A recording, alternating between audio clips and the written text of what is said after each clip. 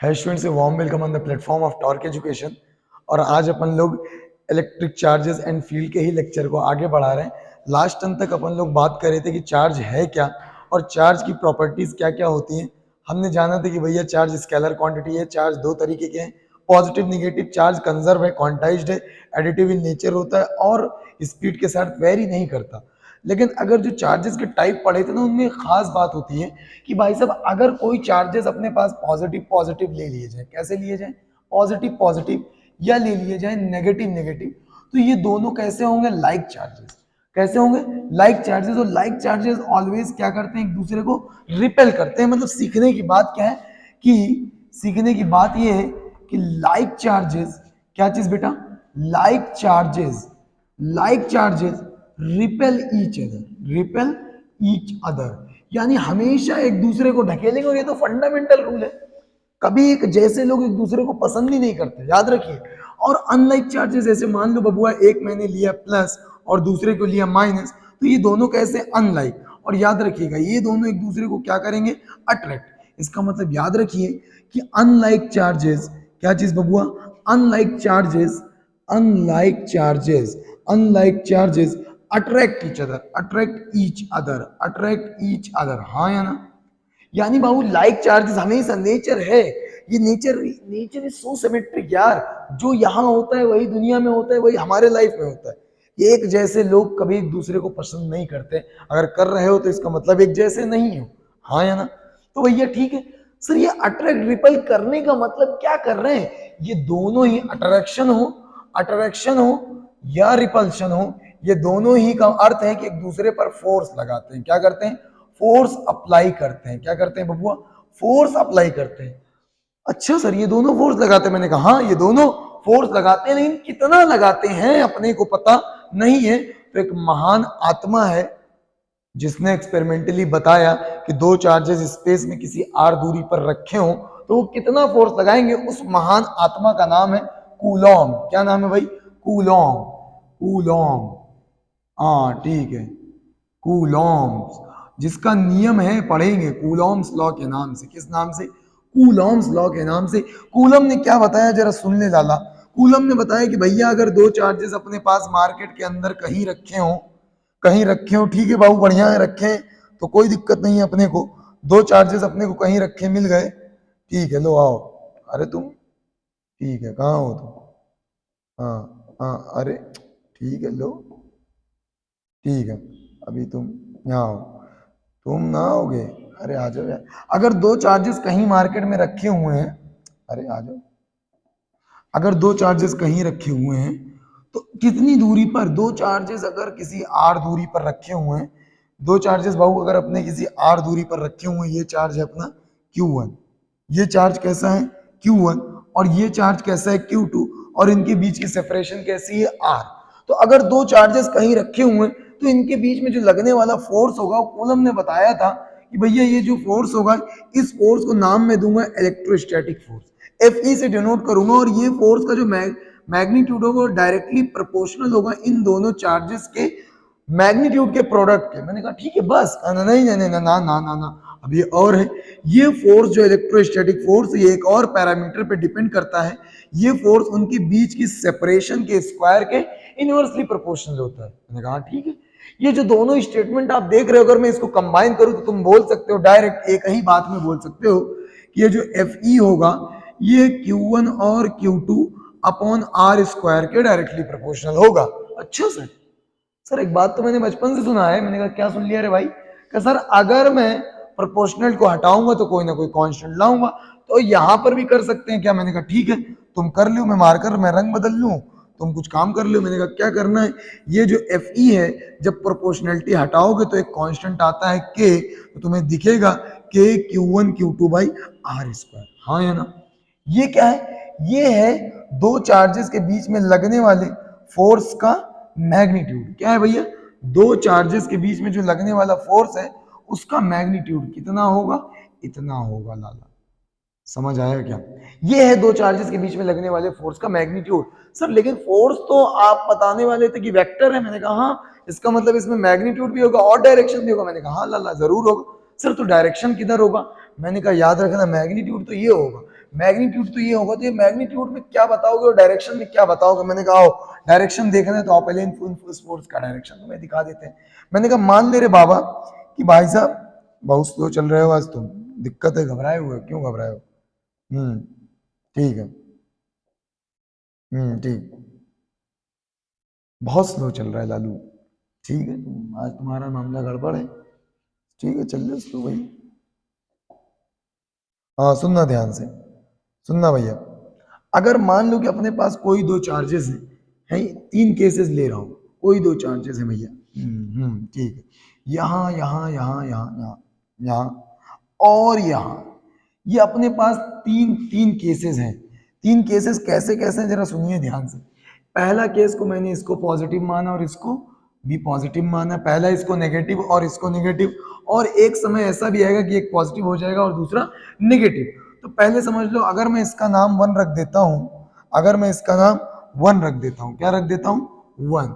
इसका नाम वन और इसका नाम टू, ये भी वन होगा और ये होगा टू, ये भी वन होगा और ये होगा टू। तो ये दोनों हमेशा एक दूसरे पर फोर्स लगाएंगे, ये दोनों हमेशा एक दूसरे पर फोर्स लगाएंगे।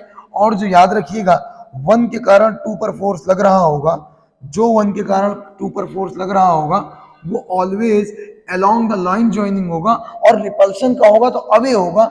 यानी this is what, this is electrostatic force on two due to one, and इस पर भी वन टू वाला लगाएगा, टू वाला लगाएगा, यानी this is nothing but electrostatic force on one due to to.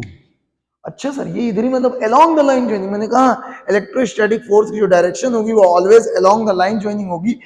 Like है तो ढकेलेंगे, अनलाइक है तो खींचेंगे, मगर किधर? Along the line joining, along the line joining. ये दोनों सर लाइक है, मैंने कहा लाइक है तो ढकेलेंगे। ये होगा electrostatic force, electrostatic force on two due to one. This is what, electrostatic force, electrostatic force on one due to two. ये दोनों केस लाइक थे तो धकेल रहे थे, यहां पर ऐसा नहीं होगा। यहां ये कहेगा आजा, ये कहेगा तू भी आजा, मतलब ये वन वाला टू वाला वन को खींचेगा, यानी this is what electrostatic force on one due to two, this is the electrostatic force on two due to one. ये है डायरेक्शन, ये है डायरेक्शन। मगर डायरेक्शन को बताने से पहले मैं आपको बता दूं कि ये जो फोर्स की डायरेक्शन होती है always along the line joining होती है। किधर होती है? Along the line joining the two charges, along the line joining the two charges. जरा सुनिए ध्यान से, ठीक है।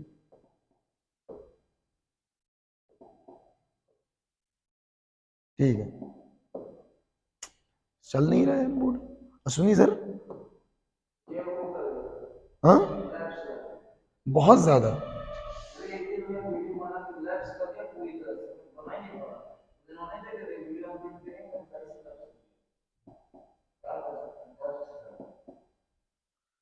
चल नहीं रहा सर, बिल्कुल नहीं चल रहा।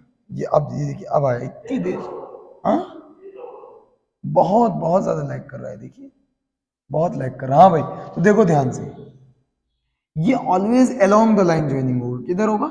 Along the line joining the two charges. देखो दोनों के लाइन ज्वाइन, जिधर जिन दोनों लाइन को मिलाने, जिन दोनों चार्ज को मिलाने वाली लाइन होगी उसी के अलोंग ये फोर्स लगेंगे।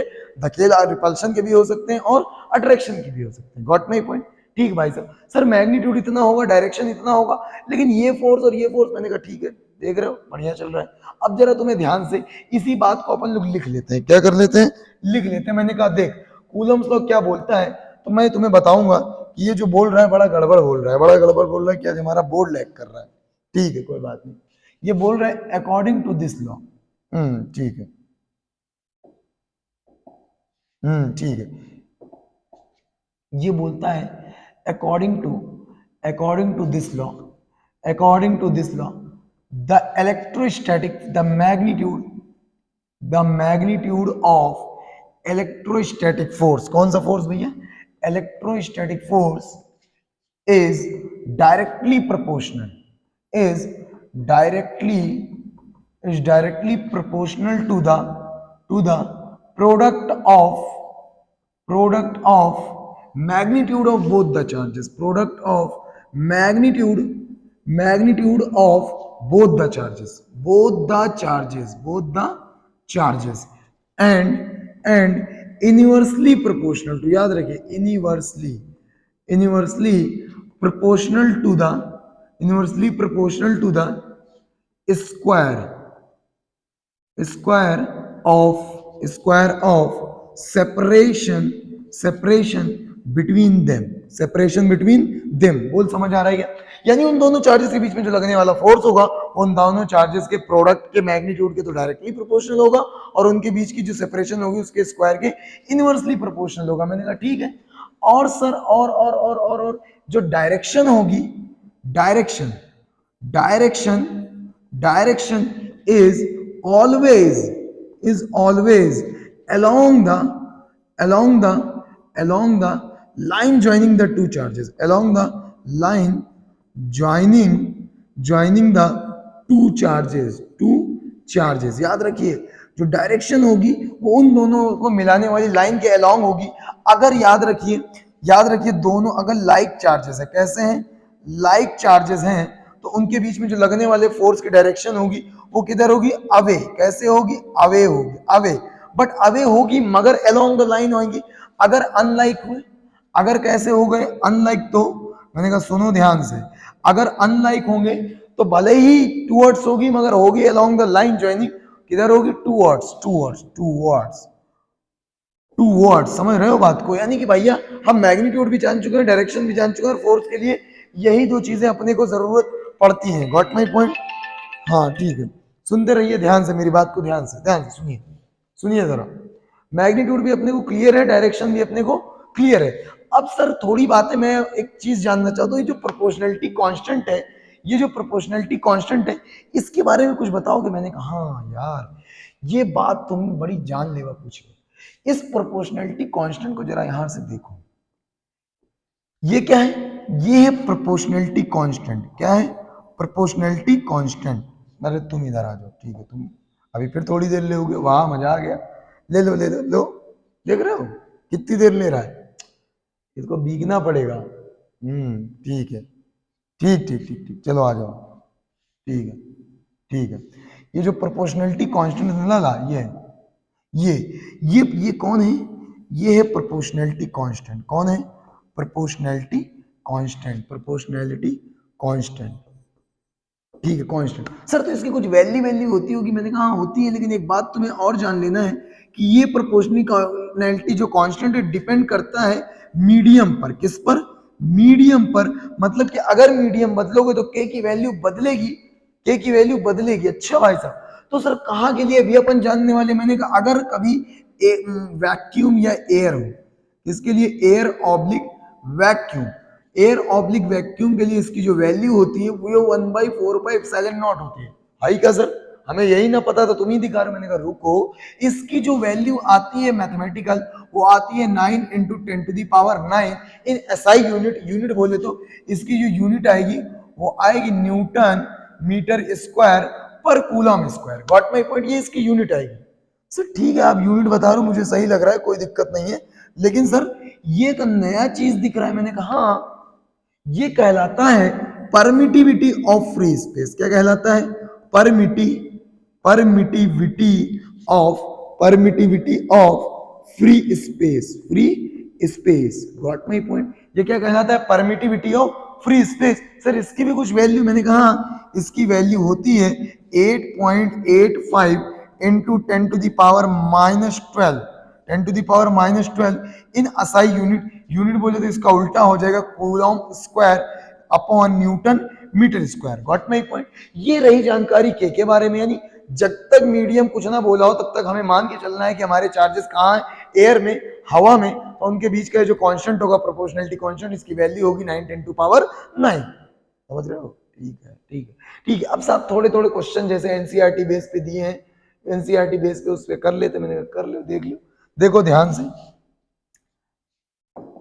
देखो ध्यान से, अगर मान ले लाला अपने पास कोई एक चार्ज है, ये दूसरा चार्ज है, तुम्हें पता है इस चार्ज का जो मैग्नीट्यूड है, इस चार्ज का मैग्नीट्यूड, इसको मैंने लेके चला हूं +1 माइक्रोकूलम। कितना लेके चला हूं? 1 माइक्रोकूलम। और ये जो दूसरा का वाला है इसका मैग्नीट्यूड में लेके चला हूं +4 माइक्रोकूलम। देखते ही तुम्हें समझ आ गया कि दोनों लाइक हैं, दोनों के बीच में होगा क्या? रिपल्शन। क्या होगा? Repulsion.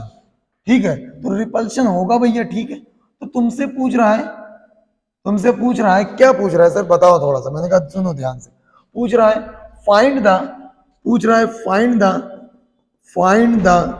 Find the electrostatic force between them मतलब क्या कह रहे हो, ये 4 पर 1 के कारण या 1 पर 4 के कारण किसका? अच्छा, हाय रे, एक बात बताऊं तुम्हें बड़ी जानलेवा, ये जो फोर्स ऑन 1 है ना और फोर्स ऑन 2, ये दोनों इक्वल होते हैं मैग्नीट्यूड में। यानी समझने वाली बात क्या, F E on 1 due to 2 ये बराबर होगा F E on 2 due to 1। यानी 1 वाला 2 पर जितना फोर्स लगाएगा उतना ही 2 वाला 1 पर उतना ही फोर्स लगाएगा। सर एक बात मेरे को समझ में आ रही है कि अगर दो फोर्सेस हो, मैग्नीट्यूड में इक्वल हो, डायरेक्शन में अपोजिट हो, तो वो तो एक्शन रिएक्शन में होते हैं। मैंने कहा हाँ, इसका मतलब सर मैं एक बात बोल सकता हूं कि इलेक्ट्रोस्टैटिक फोर्स ऑलवेज कैसे क्या करते हैं, एक्शन रिएक्शन फॉर्म करते हैं। क्या करते हैं? एक्शन रिएक्शन फॉर्म करते हैं। मतलब दोनों का मैग्नीट्यूड क्या होता है? बराबर। तो 1 पर 2 के कारण जो होगा वही 2 पर 1 के कारण होगा। तो किसी पर भी निकाल दो, चिंता की कोई बात नहीं है। मैंने कहा अच्छा भाई साहब, अच्छा तो आओ निकालते हैं। इसका मतलब मैं निकालने के लिए मुझे दूरी भी चाहिए होगा। मैंने कहा दूरी तुम ले लो, दूरी ले लो 10 सेंटीमीटर। कितना ले लो? 10 centimetre. Got my point? 10 centimetre. सुनना ध्यान से। अब कैसे करूं? सर मेरे को मैग्नीट्यूड पूछा है, कितना होगा, मतलब मैग्नीट्यूड पूछा है, तो मैग्नीट्यूड के लिए लिखूंगा के Q1 Q2 upon R square. याद रख, अगर Q को तू रखेगा कूलम में, किसमें रखेगा? कूलम में, और इसको रखेगा मीटर में, तो ये जो तेरा फोर्स निकल के आएगा ये आएगा न्यूटन में। तो अगर ना हो सर तो यूनिट कन्वर्जन बचपन से ही सीखा है, बनाएंगे अपन। देख, अगर तेरे को लिखा है 1 माइक्रो कूलम, तो माइक्रो को हटाना है 10 टू दी पावर -6 लगाना है। हमने -16 लगा दिया, तुम्हें लगाना नहीं है। हाँ, तुम्हें लगाना नहीं है, तुम्हें 10 टू दी पावर -6 लगाना है। यानी माइक्रो हटाओ, 10 टू पावर -6 लगाओ। अगर कहीं लिखा है सेंटी, क्या लिखा है? सेंटीमीटर लिखा है, तो सेंटी हटाओ, 10 टू पावर -2 लगाओ। ये बात याद रखना। तो मैंने कहा ठीक है, याद रखते हुए और तुम्हें सारी चीजें बताते हैं। मैंने कहा देखो, के की वैल्यू तो मैं रखूंगा, के की वैल्यू जो मैं रखूंगा, के की वैल्यू में जो अरे कर क्या रहे हो यार, चुप रहो, बोले जा रहे हैं। हाँ सुनना, तो जो मैं के की वैल्यू रखूंगा वो रखूंगा 9 इंटू 10 टू दी पावर 9। हाँ या ना? उसके बाद Q1 जो रखूंगा, Q1 कितना है? 1 कूलम नहीं है, माइक्रो कूलम। Q1 नहीं, कितना है? Micro coulomb. तो मैं क्या रखूंगा भैया? 1 इंटू 10 टू दी पावर -6। देख, माइक्रो हटाया, मैंने -6 लगाया। उसके बाद क्या लिखूंगा? 4 भी माइक्रो कूलम में, मैं लिखूंगा 4 into 10 to the power -6 upon R square. R कितना है? सेंटी, तो मैं लिखूंगा 10 सेंटीमीटर, मतलब 10 इंटू 10 टू दी पावर -2 का होल स्क्वायर। होल सही है, समझ आया क्या? अब ये आएगा कितना? सॉल्व कर, 9 इंटू 10 टू दी पावर 9, ऊपर से आएगा 4 इंटू 10 टू दी पावर -12, और कितना मिल रहा है नीचे से? 10 की पावर ये समझ रहे हो, -1 बना देगा, तो 10 की पावर -2 मिलेगा। ठीक है, अब ये ऊपर गया तो तुम्हें मिलेगा 9 into 10 to the power 11, 10 to the power, देख नीचे से ऊपर गया प्लस हो गया, और बेस सेम है तो पावर है 9 तो 11, 11 -12, 11 -12, और नीचे क्या, और ऊपर क्या चल रहा है? 4। तो जो मुझे फोर्स मिलेगा 36 into 10 to the power -1, that means 3.6 newton. 3.6 newton. समझ आया सवाल? ऐसे बेसिक सवाल किसने पूछ रखा है? एनसीईआरटी ने। चल एक क्वेश्चन नीट में जो आया है ढंग का कर लेते हैं। नीट का क्वेश्चन क्या है बबुआ?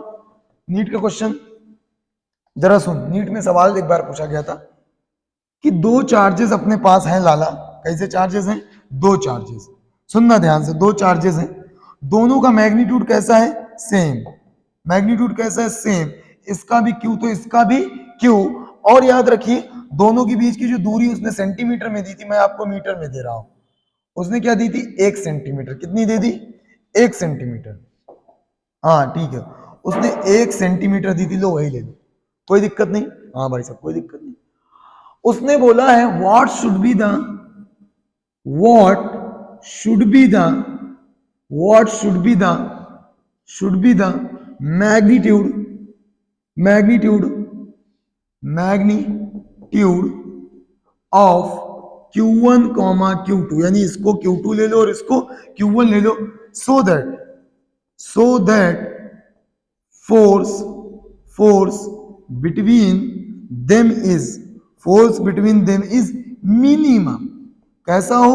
मिनिमम हो। मैंने कहा अच्छा, तो फोर्स होता कितना है बे? तो तुमने कहा सर चिल्ला चिल्ला के इलेक्ट्रोस्टैटिक फोर्स लिखूंगा K Q one Q two by R square, K Q one Q two by R square, और मैं लिखूंगा K Q one Q two over R square. बोल क्लियर एकदम? अब तू मुझे बता, क्या दूरी फिक्स है? ये कैसा है? फिक्स। अच्छा, ये कैसा है? फिक्स। तो मैं खेल किसके साथ सकता हूं? सिर्फ Q1 और Q2। सर अगर ये तुम्हें पता है कि जो इलेक्ट्रोस्टैटिक फोर्स होता है ये डायरेक्टली प्रोपोर्शनल होता है Q1 और Q2 के प्रोडक्ट पे। मैंने कहा हाँ सही बोल रहे हो। इसका मतलब अगर मैं Q1 Q2 को बढ़ाऊंगा, अगर मैं Q1 कॉमा Q2 को बढ़ाऊंगा तो इलेक्ट्रोस्टैटिक फोर्स भी बढ़ेगा, अगर मैं इसको घटाऊंगा तो ये भी घटेगा। सोच, मैं घटाते घटाते कितना कर सकता हूं? सर जीरो कर दो, फोर्स जीरो हो जाएगा। अबे आइटम, चार्ज जीरो, किसी भी इंडिविजुअल चार्ज को जीरो नहीं किया जा सकता। कम से कम किसी का चार्ज कितना हो सकता है? याद कर, सबसे छोटा चार्ज अपने पास, स्मॉलेस्ट चार्ज अपने पास जो है, जो अपने पास स्मॉलेस्ट चार्ज है वो कितना है? चार्ज ऑफ इलेक्ट्रॉन के बराबर। इससे छोटा अपने पास क्वांटा नहीं है। इसका मतलब मेरे हिसाब से फॉर, मैं लिखूं कि भैया भैया भैया भैया for minimum force, for minimum force Q1 भी E के बराबर होना चाहिए और Q2 भी E के बराबर। तो जो फोर्स मिनिमम होगा वो होगा कितना? के ई स्क्वायर अपॉन, यहां भी ई यहां भी, तो K E square upon R की वैल्यू 1 सेंटीमीटर, मतलब 1 into 10 to the power -2, 1 into 10 to the power -2 का स्क्वायर। तो यहां लिखोगे 9 10 to power 9 into 1.6 into 10 to the power -19 का होल स्क्वायर अपॉन 10 की पावर -4 आ जाएगा। अब इसको सॉल्व कौन करेगा? मैं कर दे रहा हूं थोड़ा सा। देख, एफ मिनिमम जो आ रहा है वो कितना आ रहा है? 9 इंटू 2.56, अरे 16 का 1.6 का स्क्वायर करेगा 2.56 आएगा, और ये आएगा 19 दूना 38, और ये ऊपर गया 9 4 13, तो 10 टू दी पावर -38 प्लस 13, तो घटाओगे तो 35 में से 10 25, 3, तो ठीक है 25 कुल मिला के बच रहा है। ठीक है, तो सुनना ध्यान से, कितना आ रहा है? 9 अढ़ाई 22.5, ठीक है, 9 6 54 23।